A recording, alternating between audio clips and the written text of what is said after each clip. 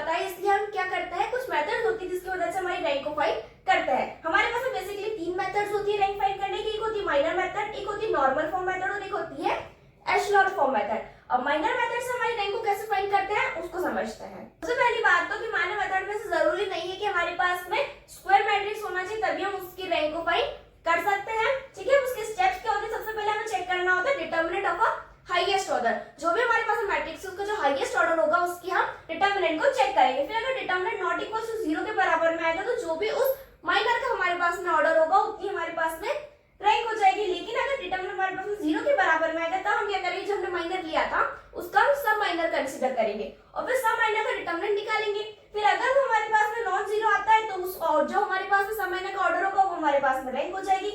और अगर वो 0 आता है तो हम उसी तरह से हमारी प्रोसेस को रिपीट करते जाएंगे जब तक कि हमें हमारा रैंक निकल कर नहीं आ जाता।